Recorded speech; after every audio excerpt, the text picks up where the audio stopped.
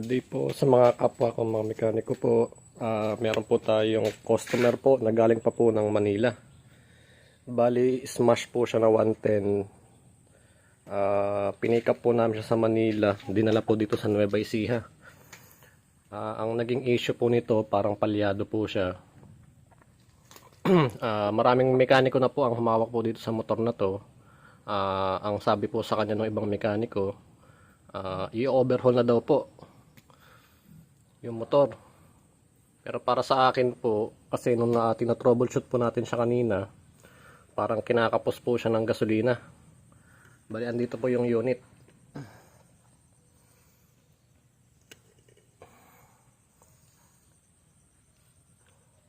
Bali po ito sa isang matalik po nating kaibigan, kay Bonjan Joby Matic po.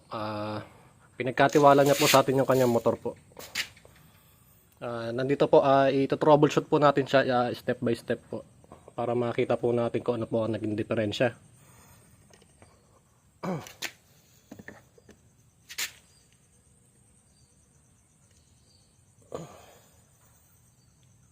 Bali, ang gagawin ko po ngayon, i-check ko po muna yung carb niya kasi parang kinakapos po ng gasolina. Sa kuryente po, sa mga gantong unit po, dalawa lang po ang i-check po natin kung di po gasolina, kuryente po. Na-check ko naman po yung kuryente niya kanina, malakas naman po. Magpo-proceed po muna tayo sa carb muna po tayo, mag-focus po.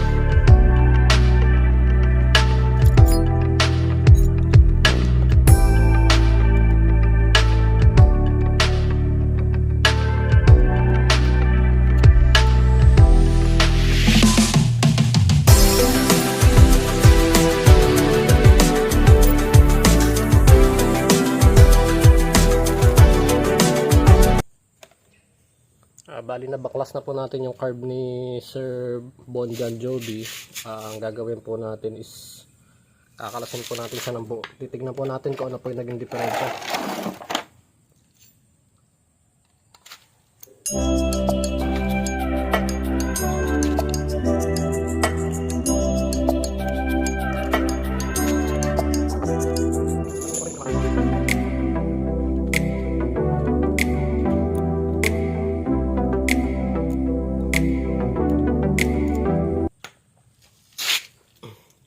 Bali po ito, hindi po natin siya mabuksan kasi maraming mekaniko na po ang humawak. Na lost thread na po yung mga tornilyo. Pati sa drain po ng gas, lost thread na rin po.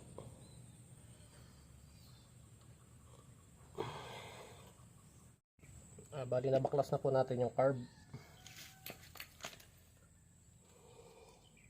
Mapapansin niyo po dito parang may mga tubig po siya na pumasok sa loob.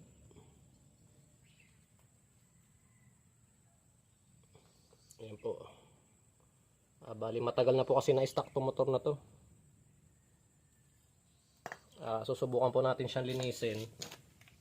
Titignan natin kung aandar na siya. Bali ito may TPS din po siya. Ito kailangan din po linisin. Kasi pag ito po nag-stock up, hindi po natin makukuha yung idle. Stock up na po siya. Dapat po ito mahuhugot na siya. Ayaw niya mahugot.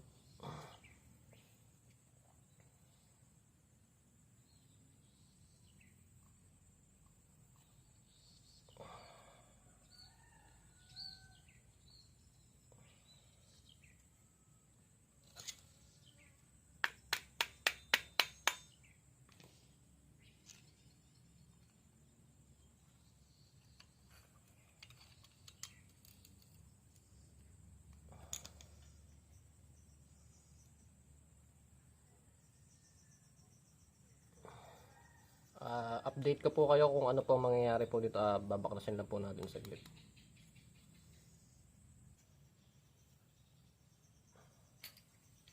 Bali na baklas na po natin yung kanyang TPS. Stack up po siya. Dapat po nililinis din po natin ito kasi malaking purpose po talaga ito.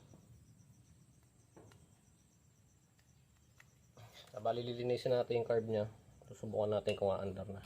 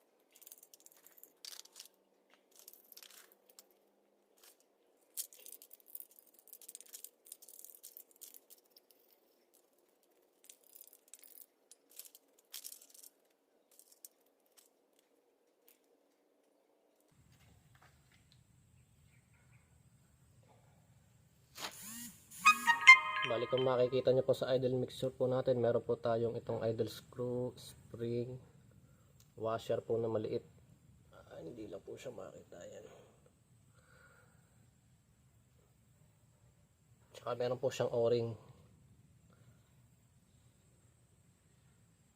Importante po ito, pagka wala po yung o-ring, mahirap po siya ito, no?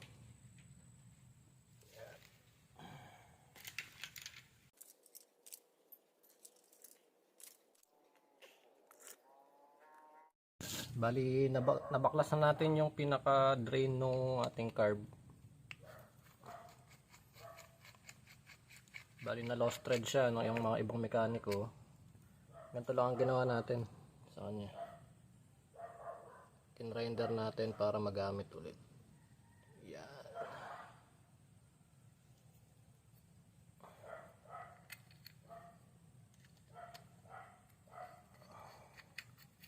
Ginawa natin siyang flat screw.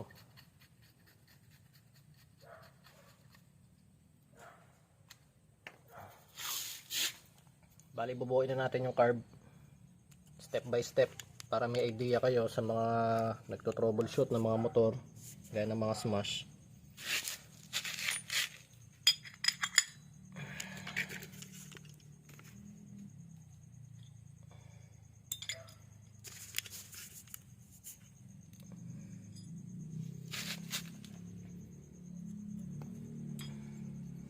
Unahin natin ito primary at saka secondary jet.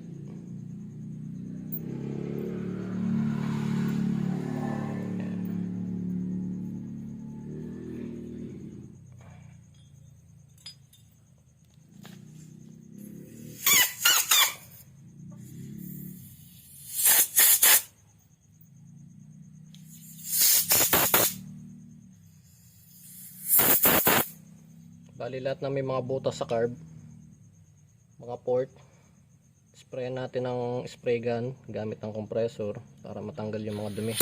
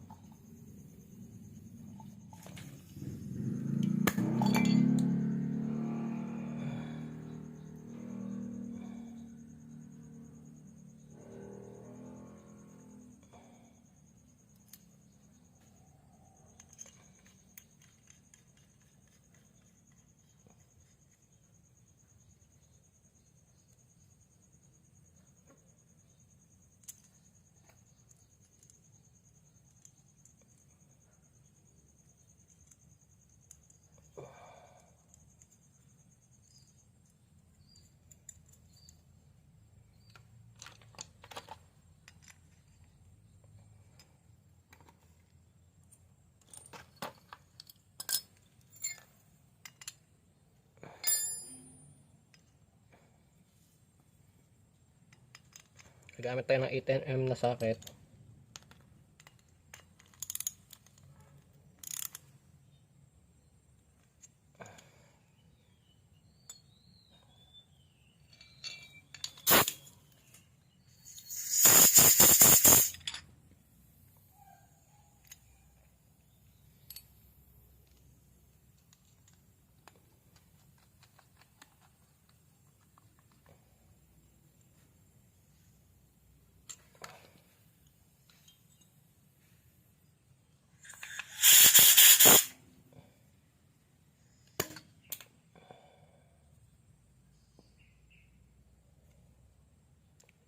Floater at saka yung pinaka floater bulb niya.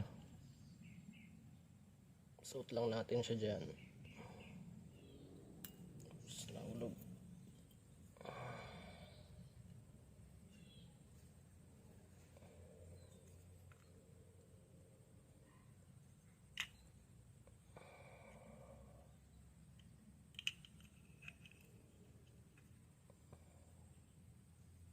Pinaka pin.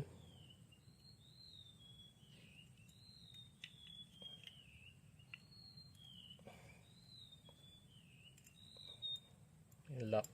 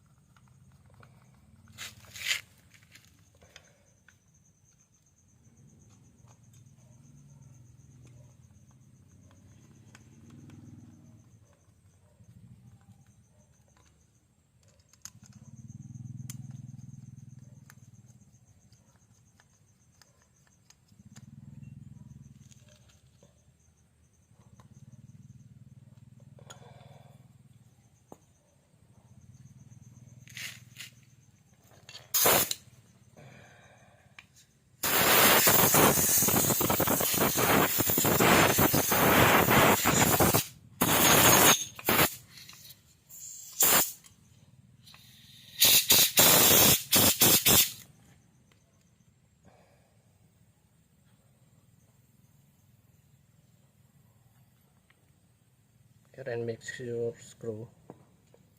Bali pag kinabit nyo to, meron siyang spring. Spring muna. Washer na maliit. Tsaka yung o-ring, pinaka last part.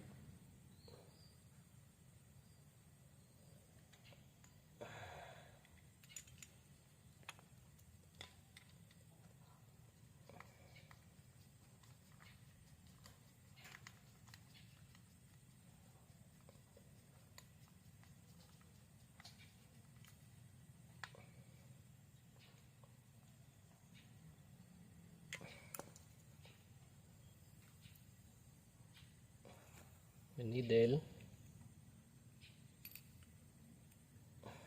Ito yung lock niya, may spring.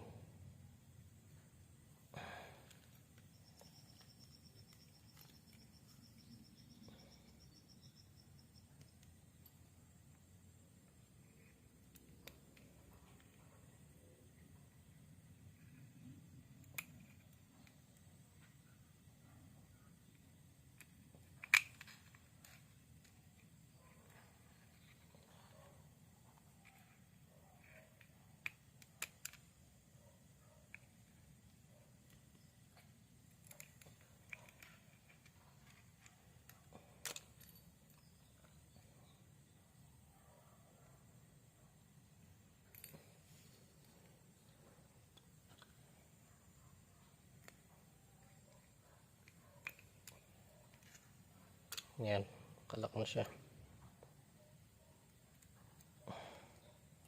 Bali ito may guide. May guide siya pagka pinasok.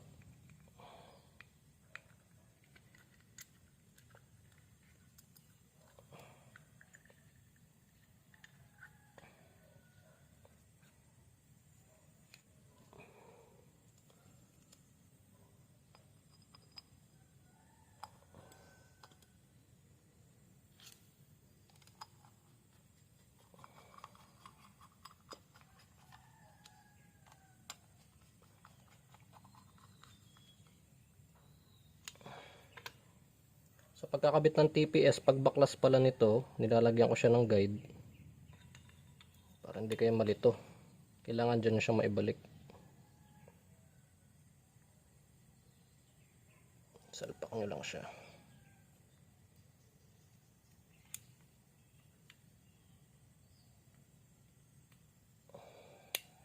Yan.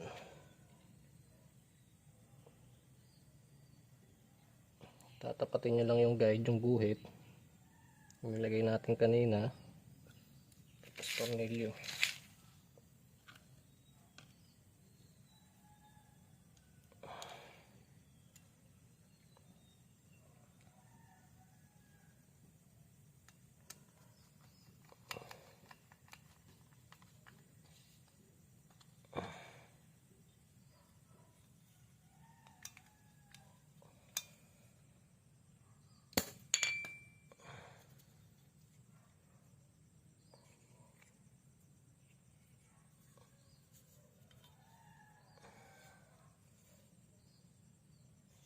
Okay na siya.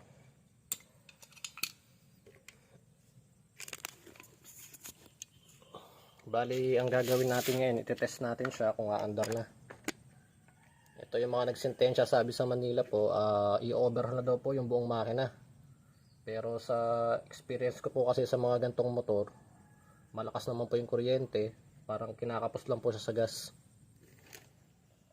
Kasi ito pong motor na to, ang naging issue po pala, matagal siyang na-stock. Ngayon nung gagamitin na siya ni Sir Bon, bali naging palyado.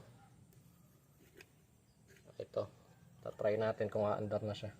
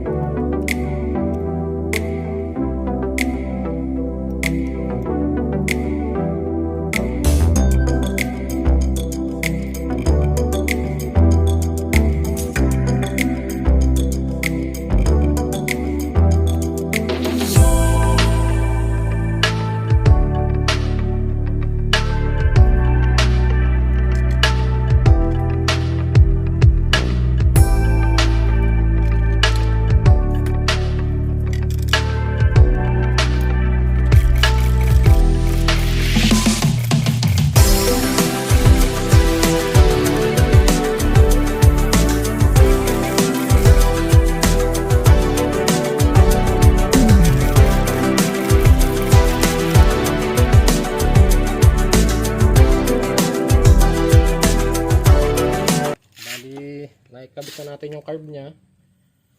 Ayaw pa rin niyang umandar.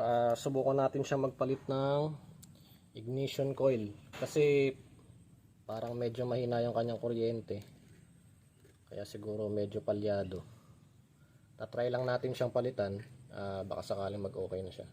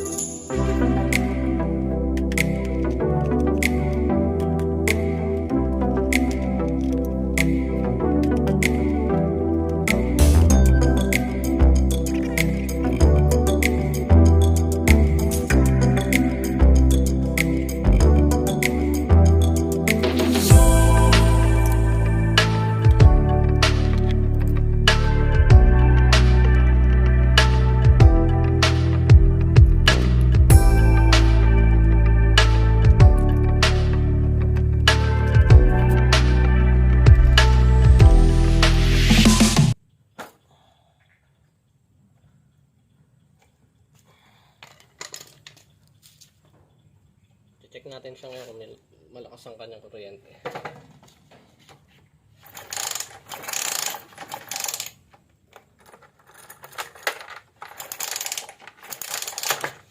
Malakas. Nakakuryente tayo. Bali, isa pa pong issue ng Smash ito, ignition coil. Napakahina po ng kanilang ignition coil. Pagka tumagal po ng 2 to 3 years po yung motor nyo, pinaka the best po, palitan nyo po ang ignition coil.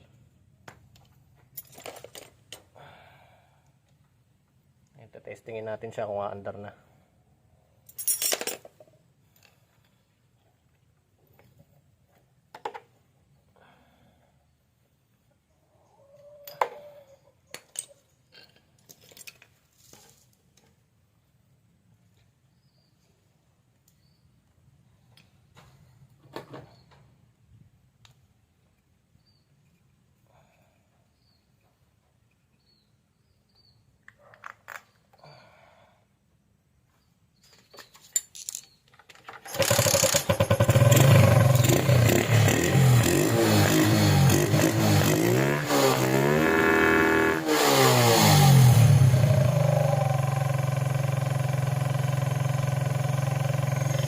Guys, nakita nyo naman, one click lang siya.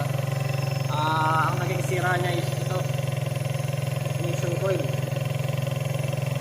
Bali ito, replacement lang yung kinabit natin. Pero papibili natin si Serbon ng original. Kasi laging long drive ang ginagamit nito, lagi long drive. Mas mahirap kasi pag replacement lang. Hindi natin masasabi kung kailan siya bibigay. Mas maganda ng original.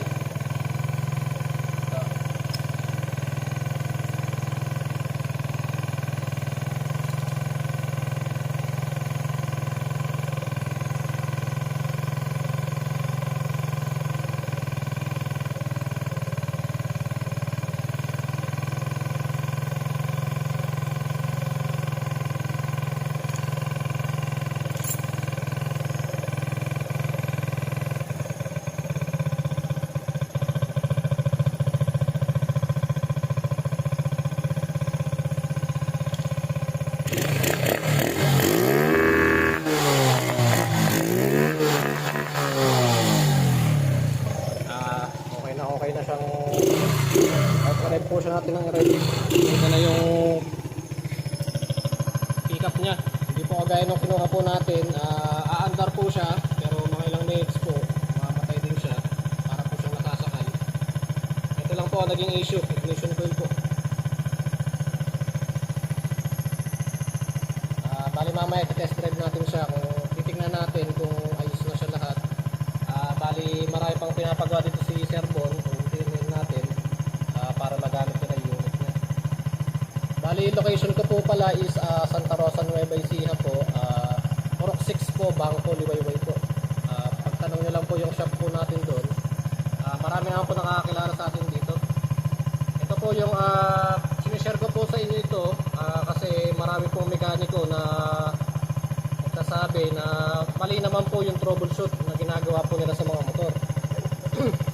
Para maging aware lang din po tayo kasi ito kilala ko po yung motor na to ni Serbon na alagang-alaga niya po ito.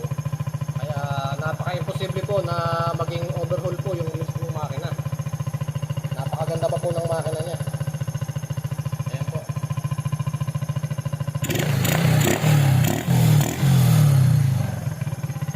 So hanggang dito mo lang po muna. I-update ko po kayo kung ano pa po yung makikita nating mga sira dito sa motor po ni Serbon. Bali smash po to na 115. Yun lang po. Salamat po.